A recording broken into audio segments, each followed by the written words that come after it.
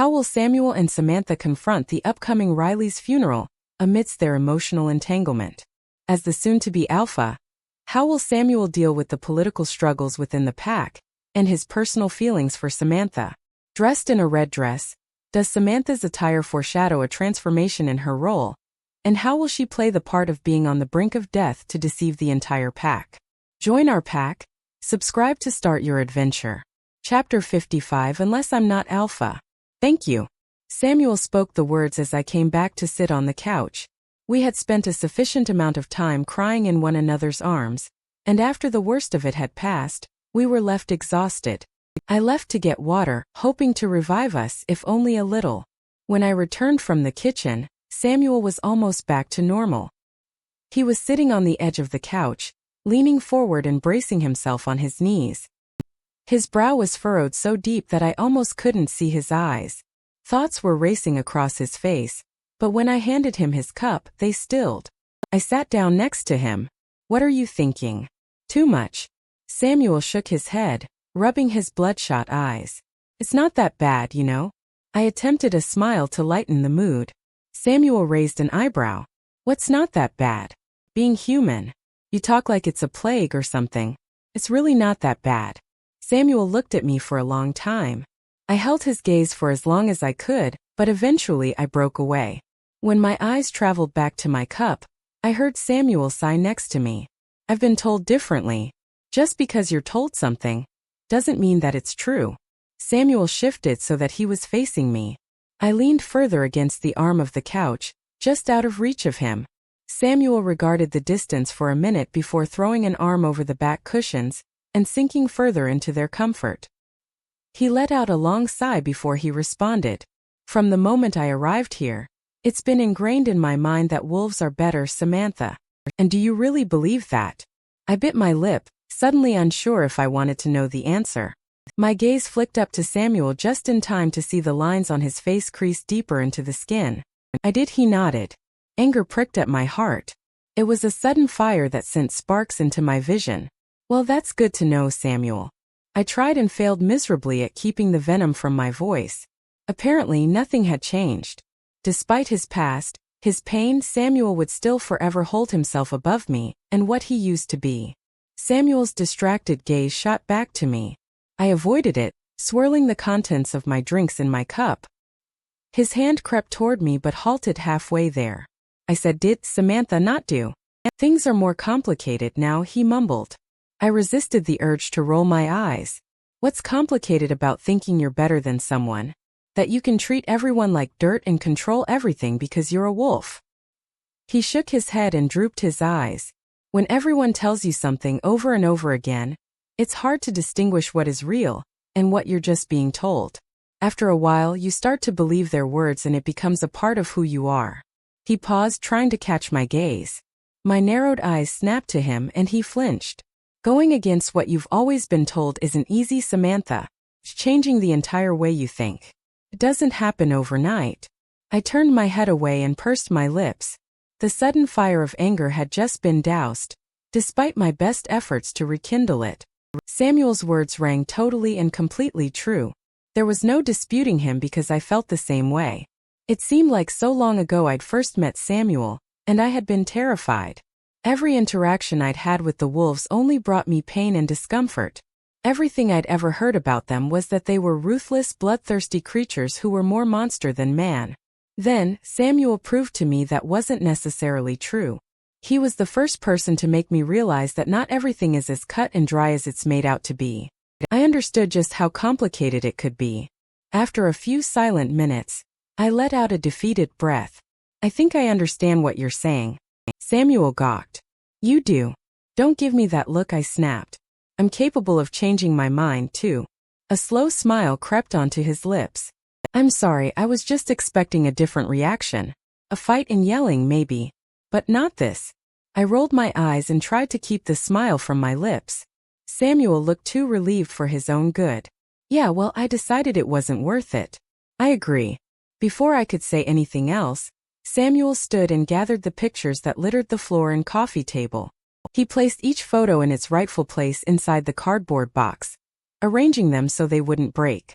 When everything was put away, He folded it shut and disappeared into his room. While he was gone, my thoughts wandered back to his revelation. It was still hard to believe what he'd told me. I tried to tell myself it didn't change anything, but in all honesty it did. Somehow I felt more comfortable with Samuel, knowing that he used to be like me. I didn't know if it was right to feel that way, and I didn't know what all those feelings entailed either. I did recognize that where my thoughts of him used to be filled with hatred, now there was something more than tolerance. Samuel startled me by flopping back onto the couch and swinging his legs onto the coffee table. He laughed at my reaction, taking another swig of his water and looking at me. "What are you so deep in thought about?" He paused, then smirked. "Me, I hope." I took a calming breath and rolled my eyes. "You sound too much like Riley." He laughed. It was loud, full, and similar to a bark. I'd only heard that sound from Samuel a small number of times, so I couldn't keep a smile from leaking into my annoyance. "Well, Riley and I did grow up together," Samuel shrugged. "You know, we were close. Maybe a bit too close." He laughed again and I beamed. Leave it to Samuel to turn a previously tear-filled and bleak evening into one consumed with laughter. When his laughter died off, I shook my head, remembering my thoughts from earlier. "Can I ask you a question?" Samuel folded his hands behind his head, a smile still lingering on his expression. "You don't have to ask permission for anything, Samantha. I think we're past that." "Sorry. Habit." He shrugged, then looked at me with raised eyebrows. "Why now?" I paused, gathering my thoughts. "Why share all of this information with me now, if you were just planning on letting me and we'll leave?" Samuel sighed, the smile disappearing. "You need somewhere to go. You said you wanted away from the wolves. I thought my mother might be your best option." "How could she help Will, though? Isn't your mother human?" "She was. Is." He groaned, taking his feet off the table and setting them on the floor. He leaned forward and ran a hand across the back of his neck. "She always helped the newly shifted wolves in my father's pack. Don't ask me how she did it, I don't know. All I remember is that she helped them. She can do the same for Will." He glanced at me. "If we can find her. If she's alive." Samuel's last sentence was spoken with such nonchalance that anyone else would have bought the uncaring tone. However, I had seen his mask too many times not to know when it was being put on. He was worried, there was no questioning it. He just didn't want me to know. "How are we going to find her?" Samuel leaned forward, cradling his head in his hands. "I've got some ideas. There's a few members of the old pack I remember from when I was a kid. If I can track them down, they might know something. Marshall has been looking into it all for a while now, too. He has a few numbers from my old pack for me to call." He knew this was going to happen. Samuel gave me a side glance and a small smile. "No. He just wanted me to get back in contact with my family. I always told him it was a waste of time, that I was never going to be able to go back, but I guess his stubbornness paid off." I laughed once. "I guess so."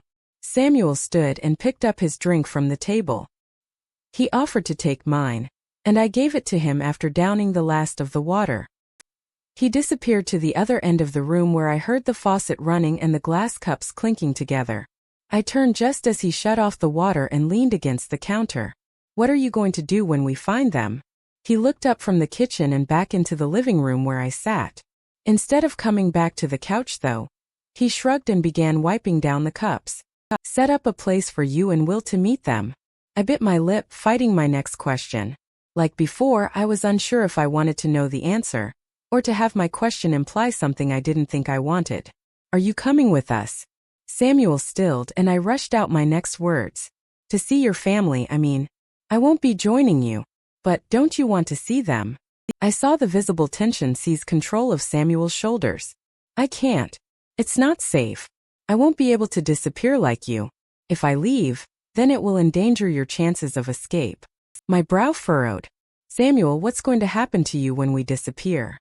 He shrugged, but the tension never left his body. "The chiefs will come and decide my fate.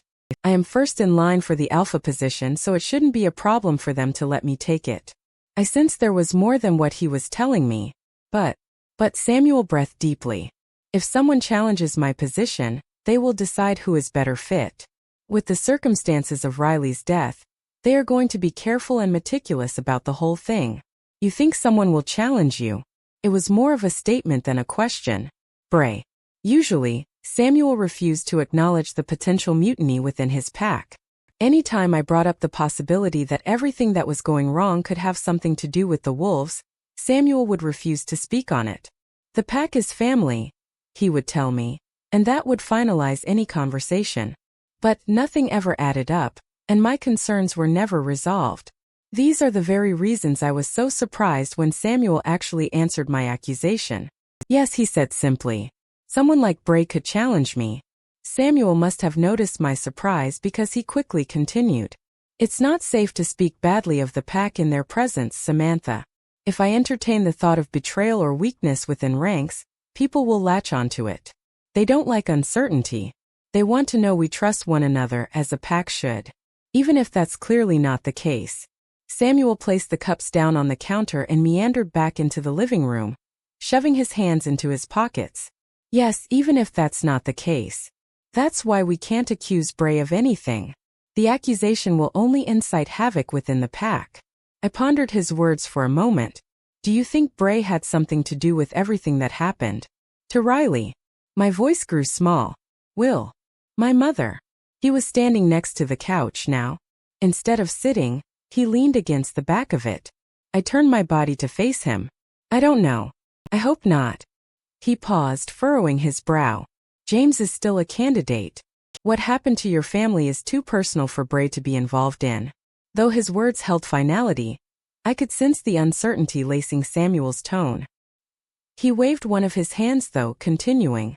You don't need to worry about that anymore anyways. You'll be gone and I'll fix everything.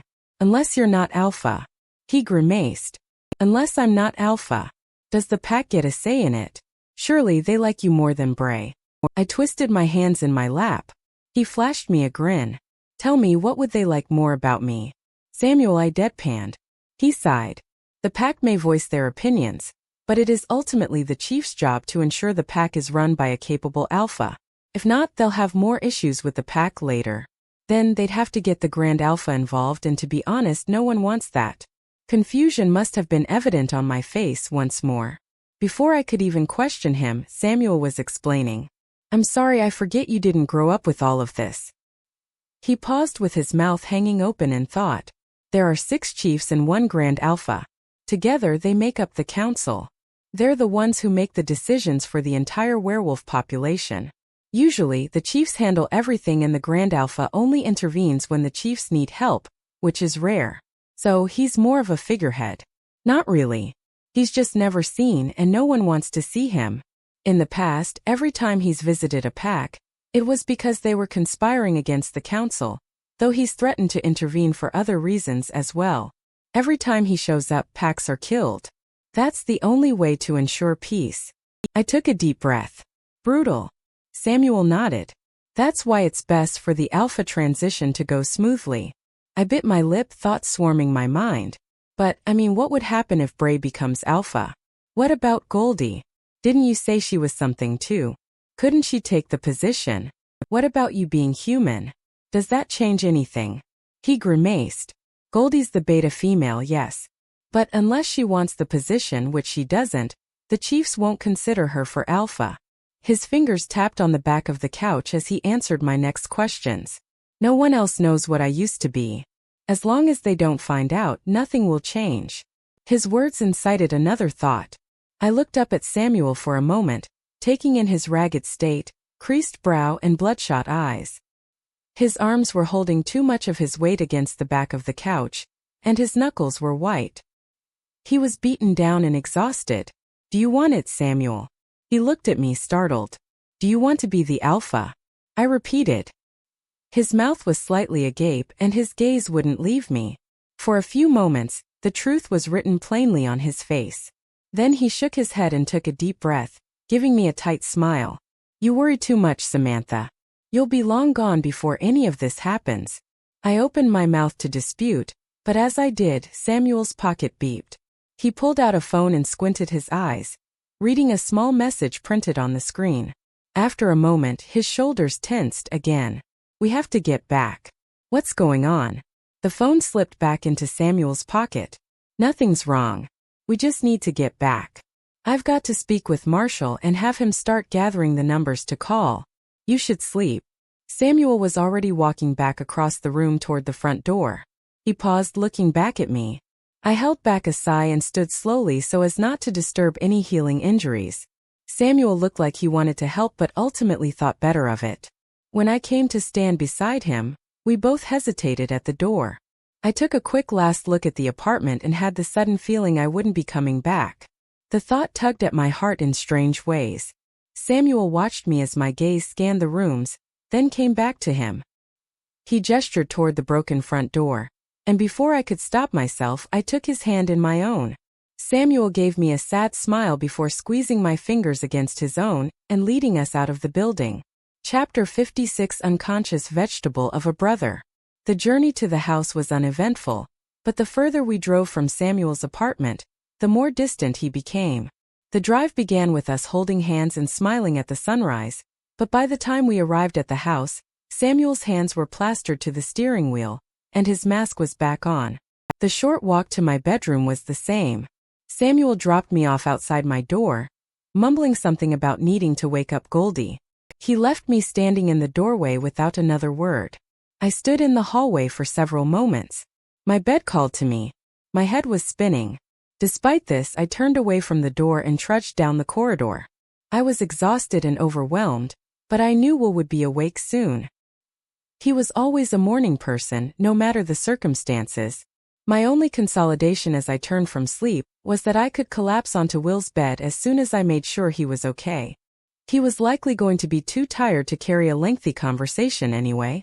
I was surprised to find Will's door unlocked. My surprise only halted me for a moment though, before I inched it open and crept into the room. As soon as the door was locked behind me, I caught Will's eye. "Hey, stranger." Will smiled at me from his position on the bed. He was sitting up and leaning against the large headboard. His blonde hair was sticking straight up as if he'd run his hands through it too many times, and there were dark circles under his eyes. "Hey yourself."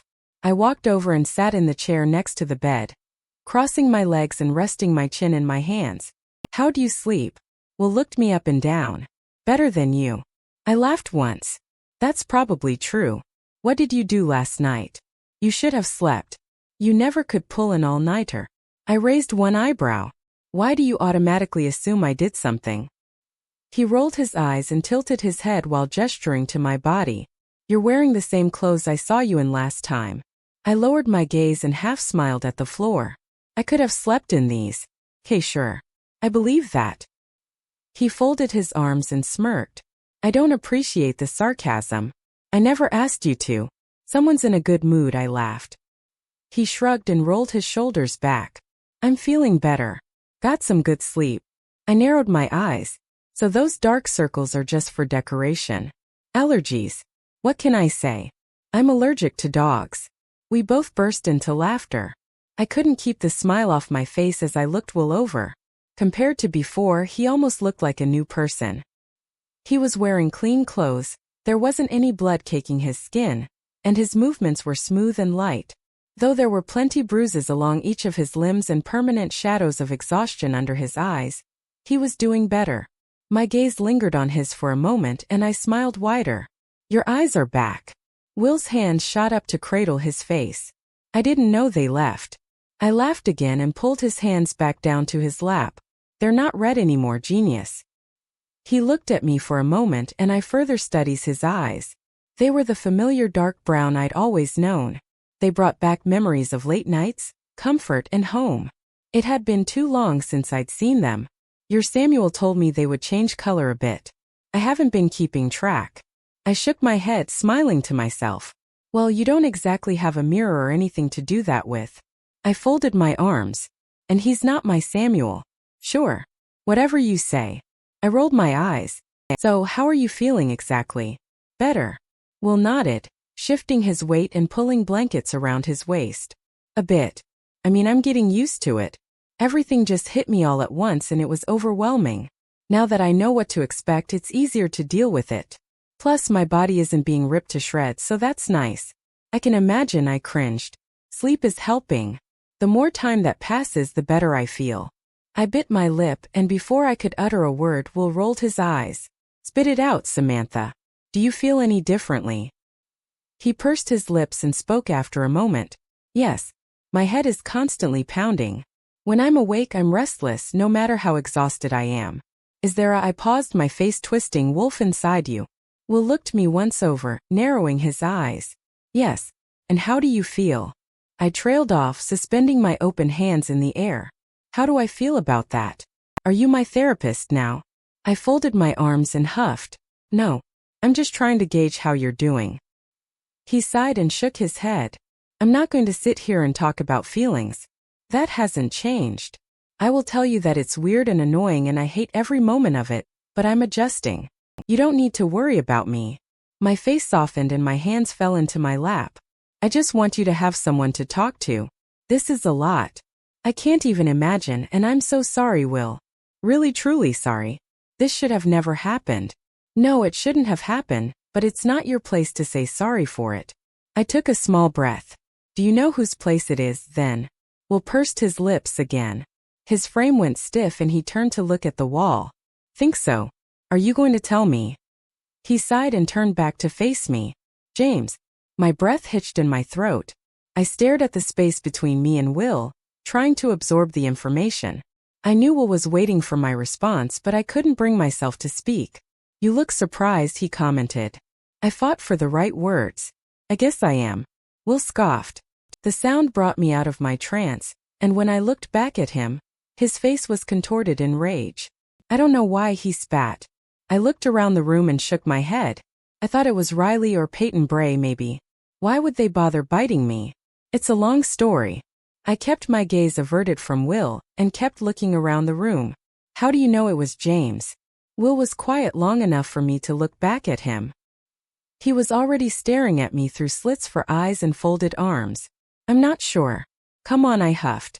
I know you know, or else you wouldn't have said it was James. Maybe, he shrugged. We stared at each other for several long moments, fighting to beat the other in stubbornness.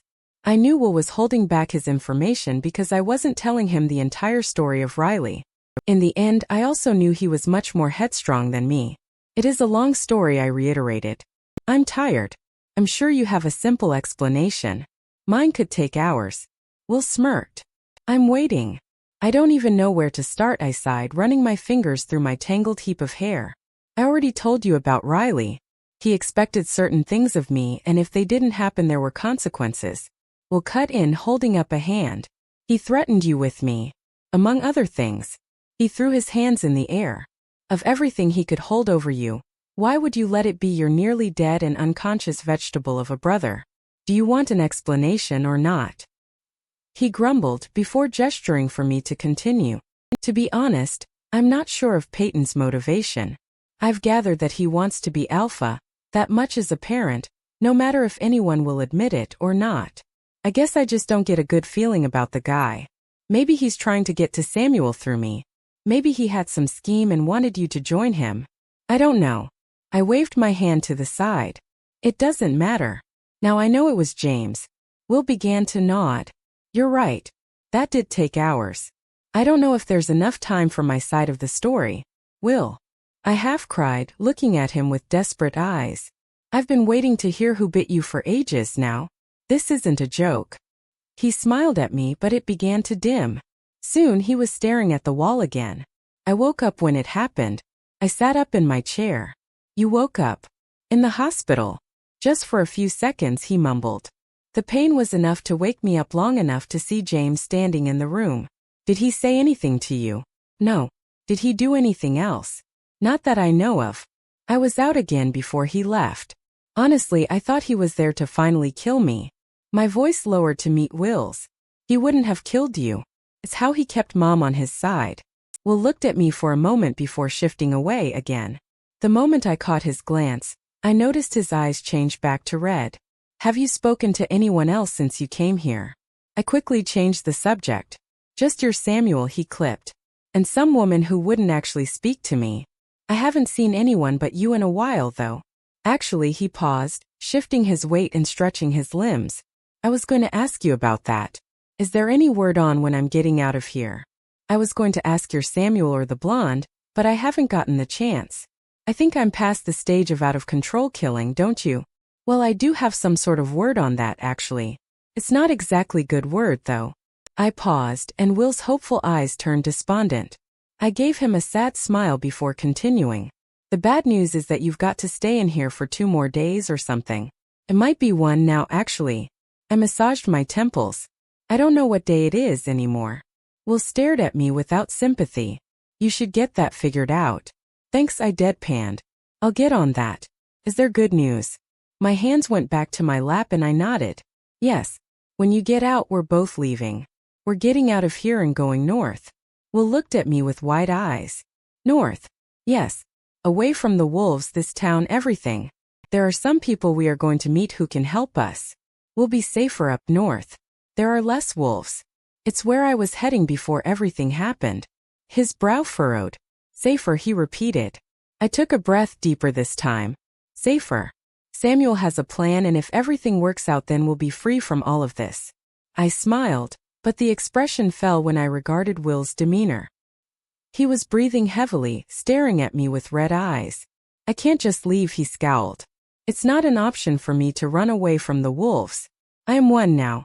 There's no running from it. Before he was finished speaking, I was shaking my head. No, you don't understand. We're going somewhere where the people can help you. Somewhere away from the wolves. He interrupted. Yes, but no. Will shook his head and buried his fists in the blankets. No. The wolves are the only ones who can help me now. No human is going to know what to do with me. These ones will. I reached forward to grab Will's arm. Listen, these humans are going to know all about this. They used to help people like you. He looked at me like I'd gone insane. I took another deep breath. I'm not crazy, Will. Samuel told me about them. They used to be in his father's pack. They made it out before the wolves took over completely. They know what they're doing. Samuel told me they would help you. And you trust him. I recoiled, but my answer came quicker than I thought it would. Yes. Yes, I trust him completely. Then I trust your judgment. Will sighed. Then shook his arm out of my grasp. What about Mom? We can't leave her. If possible, I sank further into myself. That won't be a problem. She's gone, isn't she? Will was staring straight ahead. He was stiff and still, only taking small breaths when he needed to. I dropped my gaze, my voice growing small. How did you know? I read between the lines. I never could keep things from you. I don't know why you still try. I opened my mouth to respond, but the words died on my lips. Tears stung my eyes, but I blinked them away before they could fall. Look, I'm sorry I didn't tell you earlier. It's fine, he muttered. I would have done the same thing. My hands folded together, twisting in on themselves. When I looked up, Will was staring at his own hands and picking at his nails. He was blinking rapidly, postponing the tears just as I was. We had both always been silent mourners. Though we went through hell together, we broke down on our own. There had only been a few rare times we shed tears together, and each of those times was unintentional. It seemed this might be one of those times. No matter how hard he tried, Will shed a few tears. His face reddened, but he didn't wipe away the moisture on his cheeks. I, on the other hand, was catching the tears almost as quickly as they fell. I'm sorry, I whispered after several moments of silence. I tried to keep her safe. He turned so he was facing me. The tears were still falling down his cheeks, and he did nothing to stop them. Don't ever say you're sorry. You didn't do this. It's not your fault. I went to interrupt him, but Will held up his hand and cut me off. I don't care what you say. It's not. Don't you dare believe it is. I looked at my feet. You don't even know what happened. I don't care. I know you. Instead of responding, I let out a shaky breath. Phantom thoughts were clouding my mind, reminding me of the words Peyton spoke to me. Will didn't know the entire story. He didn't know that it was a possibility my mother was targeted because of me. She could have been killed because of me and my failure to live up to Riley's expectations. A small voice spoke in the back of my mind, presenting the possibility that it was James who killed my mother. As quickly as the explanation came, I pushed it aside. In the end, it didn't matter who killed my mother. She was still dead and I was in the middle of it all. You need to sleep. Will broke the train of thoughts crashing through my mind. I shrugged and wiped another tear. I told you I was tired. You were using it as a cop-out then. Now it's legitimate. Gee, thanks. Despite my efforts to keep it even, my voice shook. Will let out a small laugh. I'm kicking you out. Go to sleep. I'd let you stay here, but this twin mattress isn't shareable. Plus, your Samuel is probably looking for you. I shook my head and glared at him. If you call him my Samuel one more time, you can't hurt me now. Will interrupted and held his arms out wide. I'm an invincible werewolf, baby. I stood and pulled a pillow out from behind him. His head clunked on the wooden headboard, and my laughter was immediate. Yes, very invincible, Will. He rubbed the back of his head and grabbed the pillow. Just go to sleep, brat. Gladly. Chapter 57 Everything Except You. I didn't wake up until the afternoon light was pouring into my bedroom. I hadn't meant to sleep that long, but once my exhausted body hit the mattress, there was no going back. Even when I emerged into consciousness, it wasn't of my own free will. There was a knock at the door, and before I opened my eyes, Raven was in my room. She tiptoed across the floor, carrying a wooden tray of food. Sorry to wake you, but I thought you could eat something. I rubbed my eyes and sat up in bed, making room for Raven to sit as well. She placed herself on a patch of blankets while setting the tray on my lap. There were plates filled to the brim with toast, eggs, and various meats. I looked at the overabundance of food with wide eyes. Raven noticed my expression and laughed. I figured I could eat with you. I haven't eaten lunch yet. She caught me picking at a piece of toast, and quickly continued. I can get something different if you'd like. I raised my gaze and gave her a small smile. No, this is perfect. Thanks. We ate in silence for a few minutes while I continued to try and wake up. It seemed no matter how long I slept these days, I was still exhausted. My body was constantly playing catch up with my emotions, and the toll was getting heavy. How are you doing? Raven's soft voice broke the silence. I haven't seen you since, she trailed off uncertainly. I'm fine, I cut off her sentence. The last time I'd seen Raven was the morning after my mother had been dumped on Samuel's doorstep. Neither of us wanted to relive that. I haven't seen you either. Where have you been? Nowhere, Raven answered quickly. I laughed at her eagerness, and color tinted her cheeks. I've just been helping out around here. Everything has been a little hectic lately. I think everyone is on edge. Makes sense. Raven began twisting her shirt in her hands. I thought I would have seen you, but you were never around. You kind of disappeared. Yeah, sorry, I guess I kind of did. I hesitated with my explanation, but when I caught Raven's glance, my reservations dissolved. I needed some time alone, and I spent a lot of it with Will. Samuel came around too. Her mouth popped open. Will survived. I just assumed he didn't make it through the second part of the shift. I haven't heard anything about him. He survived all right. I don't know how. I let out a small laugh. Samuel's keeping it quiet. Raven nodded to herself. I can understand why. She pushed back a strand of hair and licked her lips before continuing. You were with Samuel. What did he say? I was with him last night, I nodded. He tried explaining things to me. How did that go? I stared out the window, recalling the evening's events. My hands wiped the crumbs from my lap and I took a long drink before responding. Good, actually. At least I think it did. He told me about his announcement to the pack. Raven took a sharp breath. What did you do? I was guessing you didn't know anything about it or you'd be furious. I would have told you, I swear. But I didn't think it was my place and I didn't want to get in trouble, and everything's been so crazy. It's fine, I laughed. I actually found out about it from Bray, but Samuel explained everything after that. Raven stilled as Peyton's name passed my lips. Her eyes darted to the door and her fingers twisted further into her sweater. When she looked back at me, her eyes were wide. You're still here then. You're okay with what he's planning. Where else would I be? I sighed. I'm okay with the plan Samuel told me, not the one he told everyone else. If possible, her eyes grew wider. What do you mean? I glanced at the door and dropped my voice to a whisper. I mean exactly what I said. Samuel has a plan. He knows I don't want to be turned and won't be safe here. Not with everything that's happened. I bit my lip and shook my head, barely believing my next words. He's letting Will and I leave. Raven stilled. Her mouth dropped and all she could do was stare. It was his idea, I explained. Samuel's. He wants what's best. He wants me to be safe. Why you're leaving? Her breathing quickened. That's his plan. I nodded my head and reached for her hands that had now disappeared within the folds of her shirt. She watched me with wide eyes as I pried her fingers away from the fabric and placed them in her lap. Yes, we're leaving. It's what's best. I bit my lips and attempted to gather my thoughts. Once Will and I are gone, we won't have to be constantly looking over our shoulders and living in fear.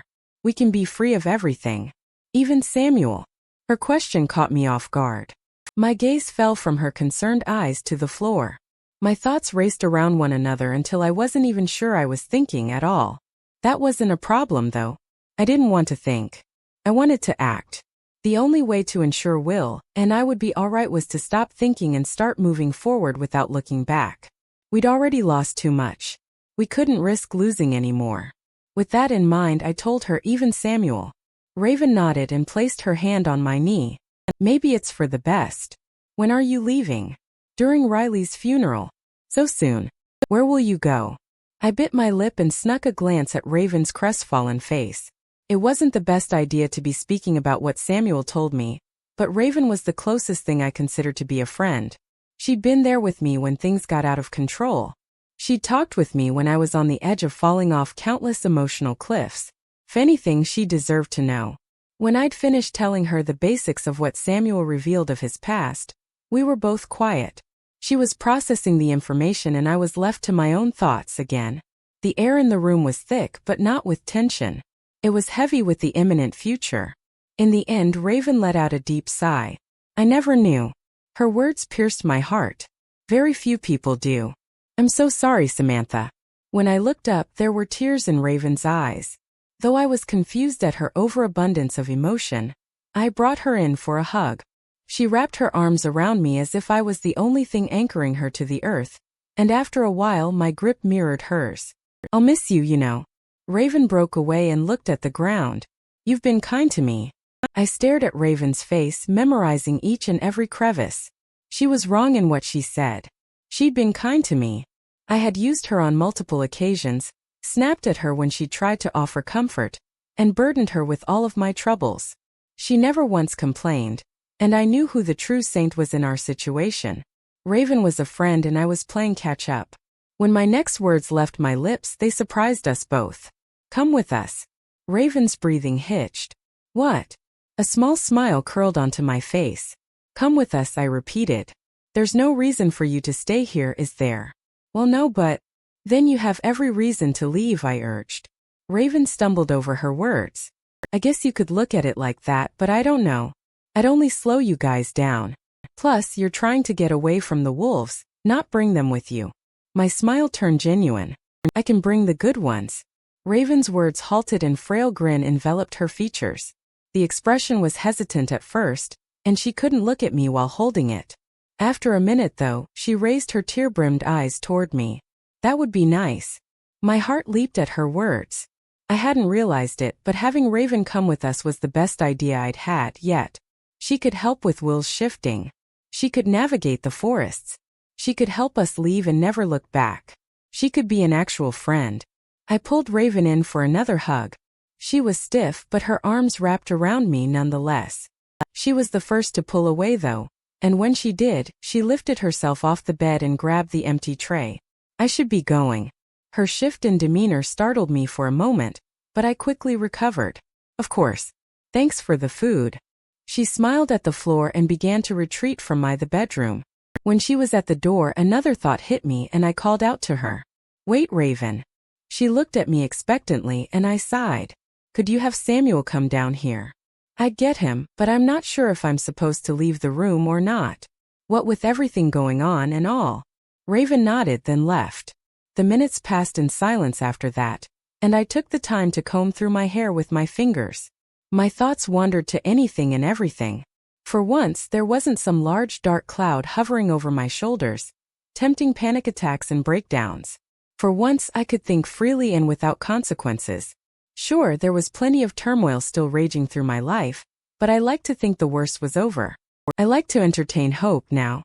After all, I would finally be getting what I'd always wanted. I could escape this town and save my family, or at least what was left of them. We could run and run until everything I experienced was nothing but a distant nightmare. That's all my life had been, after all. A nightmare. A quiet inner voice counseled against getting my hopes up, but I couldn't bring myself to listen. Not anymore. I wasn't going to become paralyzed with fear and trepidation over potential threats. I wasn't going to live my life according to how someone else wanted me to behave. I was going to get my freedom and chance at happiness. The only way to make those hopes a reality was to get away from this town and everyone in it. Everyone. Something tugged at my chest. It was like a small needle piercing the bottom of my heart, begging for attention in both my body and mind. If I tried hard enough, I could ignore it. As the minutes passed, I told myself I was successful in eradicating the feeling completely. Despite what I told myself, the piercing lingered. Just as I was ready to tear open my skin and force the feeling out of my chest, a knock sounded at my door. My gaze whipped up as Samuel opened the door and hovered in the entryway. He looked at me with relief, before a blank expression fell upon his features. "Everything all right?" "Everything's fine," I told him in a soft voice, the feeling in my chest finally disappearing. "I wanted to ask you something." Samuel came into the room and shut the door behind him. He continued to stand just inside the room until I patted the bed in the spot Raven had been sitting earlier. Only then did Samuel drag himself to my side. Even then, he made sure to sit on the bed in a way that neither of us was touching each other. He looked around the room while I regarded his stiff frame. "Are you okay?" My question passed my lips before I could think better of it. Samuel's shoulders tightened and he looked at me for a moment before dropping his gaze. His eyes were dark blue, but something was swimming underneath their safe color. "I just have a lot on my mind. What did you need?"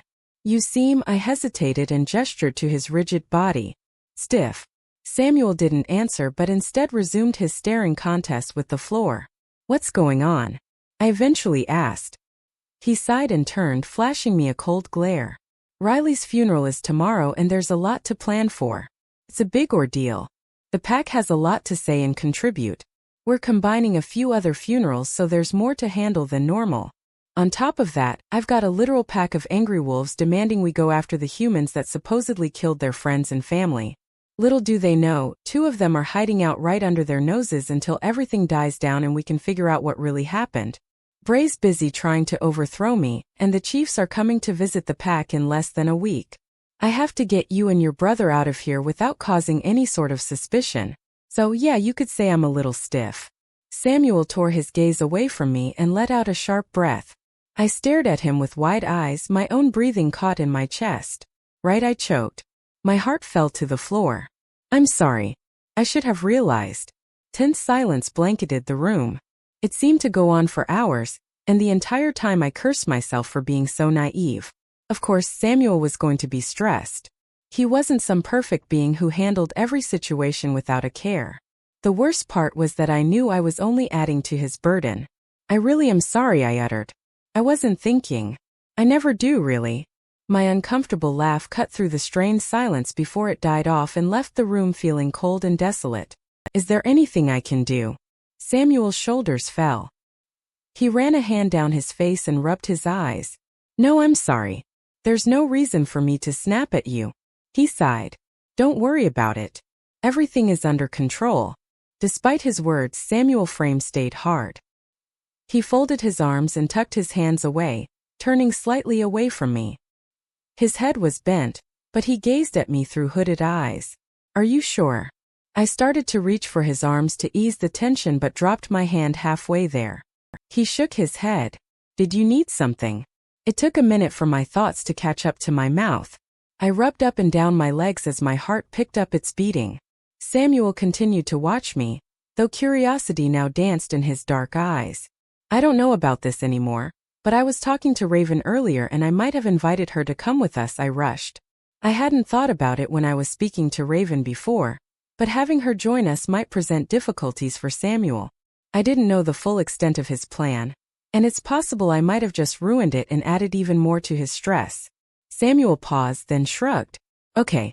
I watched for another wave of tension in his shoulders, a squint in his eye, anything to give me a clue as to whether or not he was upset. However, none of that came. He'd simply shrugged and looked at me with tired eyes. "Okay, just like that. I don't see why not." My brow furrowed. "It doesn't complicate anything." Samuel shifted his weight. His hand brushed my knee while doing so, and he almost immediately jerked back.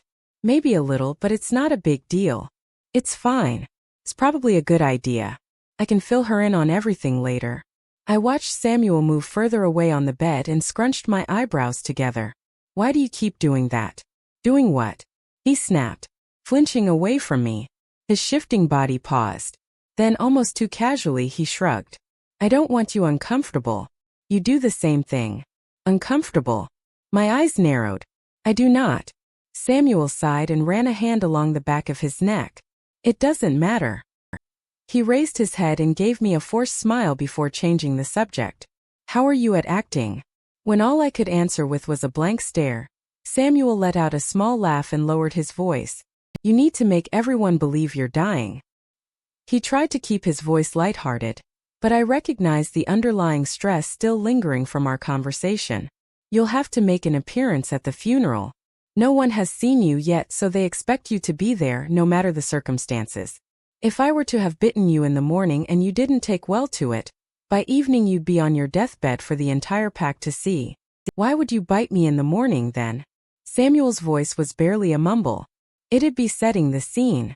It would be more believable that you died from the bite if people saw you sick. How sick am I supposed to be? I puffed my cheeks and let out a long breath. I wasn't ready to move on from our previous conversation, but I also didn't want Samuel to be any more upset than he already was. I'll give you the details on everything later tonight. He half smiled and looked at the ground. Do you know when? Why? Samuel's face held a ghost of a smirk. You have someplace to be. Maybe. I folded my arms. He laughed under his breath and shook his head. His shoulders fell a bit and I smiled to myself. Samuel never could resist banter. You'll just have to change your plans then. I'm reserving you for dinner. Dinner. He shifted his weight and took a break from staring at the wall to glance at me. I was going to bring you some dinner later and tell you the final plan. We don't have to eat together. I just assumed you wouldn't want to be upstairs with everyone else. I bit my lip and looked down at my blankets. Dinner sounds nice. Samuel stared at me for a moment longer, before shaking his head with a fallen expression. Dinner it is. Do you need anything else? I shook my head, and the moment I did, Samuel stood and crossed my room. He paused at the doorway, hand floating over the knob. His lips were parted with unspoken words, but before he could talk, my own thoughts were tumbling out of my mouth at top speed.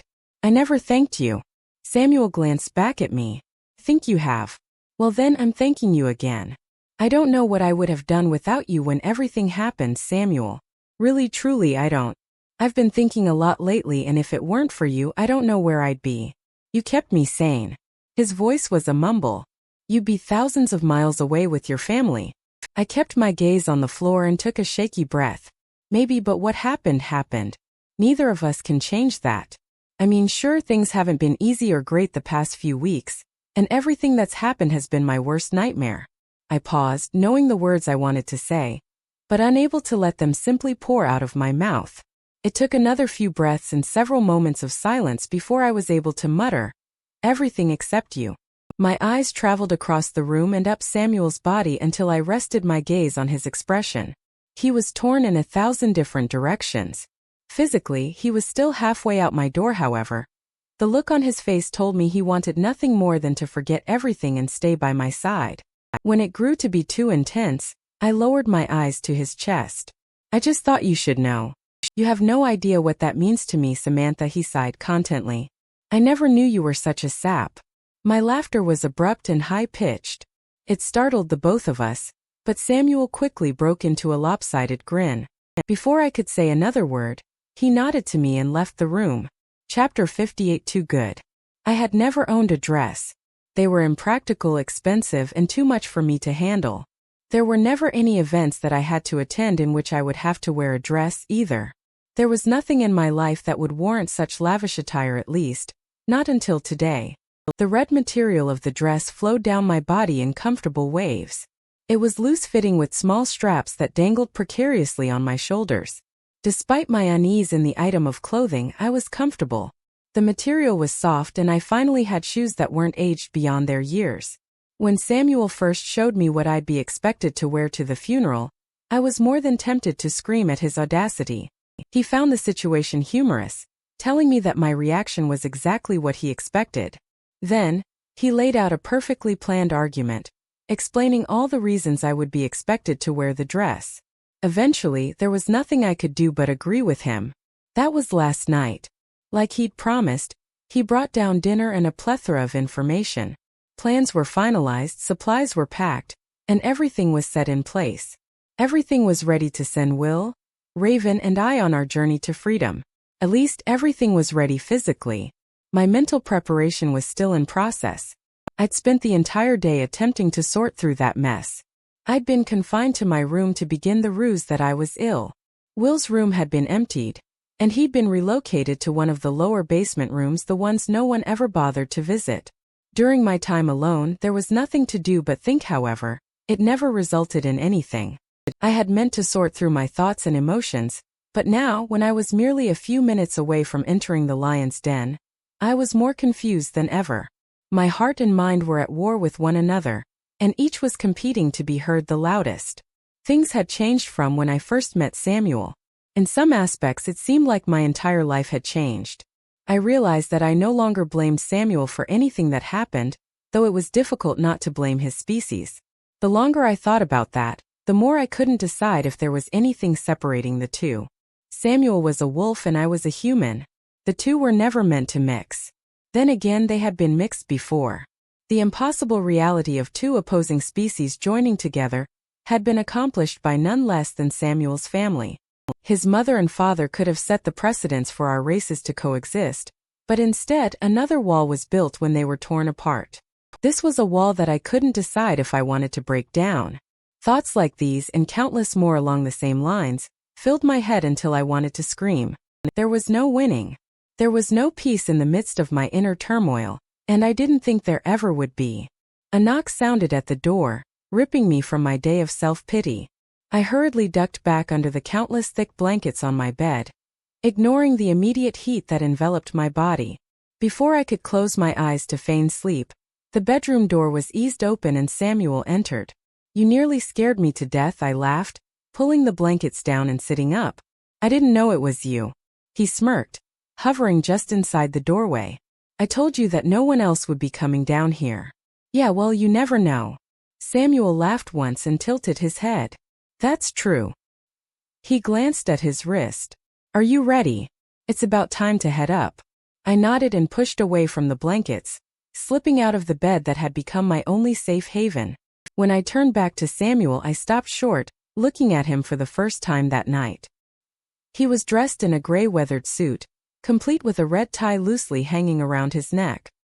His clothing morphed to his body as if it had been made only for him to wear. Though his clothing was formal, Samuel brought an air of comfort to the ensemble that only he could. Just as I was staring at him, Samuel was staring at me. The minute I noticed this, I broke away my gaze and clutched my arms close to my body. I couldn't bring myself to look back up at him, for fear of what words would come tumbling out of my mouth. Samuel saved me from breaking the silence when he whispered, "You're beautiful." I laughed once and rolled my eyes as my gaze darted around the room. "You flatter me." I meant to. My laugh died off and I was left with no air in my lungs. I forced my arms apart to tuck away a stray piece of hair behind my ears. Samuel watched the movement with an expression I hadn't seen before. His eyes were narrowed, mouth hanging open, but there was a light about him that let me know he wasn't upset. Again he broke the silence in our gazes. "You'll want to hide that. Just in case." He gestured to the pack at foot of my bed. I half turned from him and eyed the pack of supplies completely forgotten in the past few minutes. "Right. I'll do that." I tucked the bag under the bed, folding the blanket over the side to conceal the straps. When I looked back up at Samuel, he was staring at the wall next to him, deep in thought. His hand was massaging the tension at the base of his neck. My eyes furrowed as I regarded him for a moment. "Are you ready?" He took a breath and shot his eyes back to me. A smile encompassed his features, but I knew it was hiding what lay underneath. "Let's get going." Samuel walked forward and held out his arm for me to take. "Wait." He stopped short, dropping his arm in expression. "What's wrong?" I bit my lip, taking a deep breath. "We're probably not going to have time to speak later." Samuel raised an eyebrow. Probably not. Are you going to be okay? He paused, watching me for a moment before a genuine smile enveloped his face. You cease to amaze me, Samantha. Well, I mean, you're under a lot of pressure and I know us leaving won't help that, and the chief guys are coming, and we still don't know what happened with Riley or my mother or anything like that. I trailed off, catching the humor in Samuel's eyes. I took a deep breath before finishing. And I'm just worried about you is all. It's not funny. The laughter left Samuel's expression. He looked at the few steps between us, hesitating for a moment before he closed the distance. I stayed rooted in place, and when he extending his hand, my fingers willingly wound together with his. Unlike previous nights, all bets of holding back from him were out the window. I stared at our hands for a moment before looking up to see that Samuel was already staring at me. You worry too much. I let out a soft breath. And you try to pretend everything is okay. Both of Samuel's eyebrows raised before he laughed lightly. Seems we've got each other pinned down. You're an open book. Only for you. I couldn't help the smile creeping onto my face. As soon as it came though, it disappeared. After a moment I sighed. Samuel, stop, he cut me off. I know what you're going to say. You don't need to worry about me. This is what's best for you and your brother. He swallowed and dropped my hands. You can't be happy here.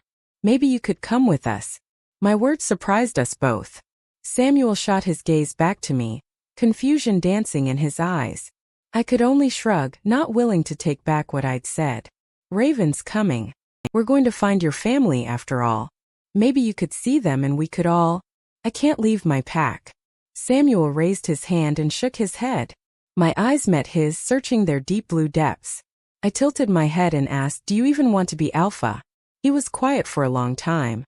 The entire lapse of silence, our eyes never left each other. There was a moment I realized that had this been only weeks ago, I'd have shuddered at the thought of being this close to Samuel. Now, after everything we'd been through, after everything I'd learned, I never wanted to leave. Sometimes, Samuel sighed and looked at the space between us. He reached for my hand again, inching closer. Sometimes we have to sacrifice what we want for what's best. But why you? He shook his head. If not me, then who? The question hung suspended in the air, waiting for an answer to bring it back down. When none came, Samuel sighed again. Riley never meant to leave the pack without an alpha. He was supposed to raise his children with Eden and they would take over. I was always meant to support them, not be in charge. Of course, there are others who would take my place, but I couldn't let them. Not without a guilty conscience. They wouldn't help this pack the way Riley wanted it. They would only be alpha for the title, not the responsibilities. I dipped my chin to my chest and stared at the floor. I saw Samuel's hand reaching for my jaw, and didn't bother turning away. He cupped my cheek and lifted my gaze back to his, smiling sadly. I want to help those I love. I won't turn my back on them. You're too good for your own good, Samuel. I smiled and placed my hand on his so that we were both cupping my cheek. Too good. My words repeated themselves again and again in my mind. Samuel was too good. Too good for the world, too good for his past sorrows, and too good for me. There was nothing he wasn't willing to do for the ones he loved. Samuel's sad smile turned into a sudden smirk. Finally, my charm has led you to believe my perfection. Right? I laughed. He stared at me for a second longer before his eyes light up. I almost forgot. Samuel took his hand away from my cheek and began fishing in his pockets. A moment later he brought out a piece of white bandaging and medical tape. My brow furrowed. I already have all of that in my bag. This is for tonight. Werewolf bites aren't pretty, and it would look suspicious to have you walking around without something to cover one up. Without another word, he placed the bandage over a spot on my lower neck, fastening it in place with the tape. His fingers were light upon my skin, never lingering for longer than they needed.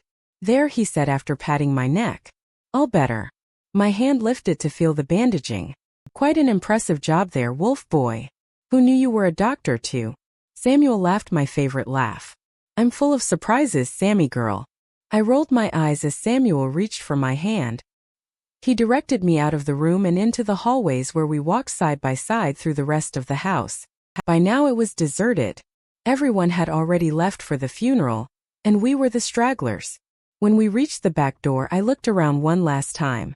Samuel paused with me, but instead of staring at the house, he watched me. When I could no longer ignore his stare, I turned to him and smiled. For what it's worth, I think you'll be a great alpha.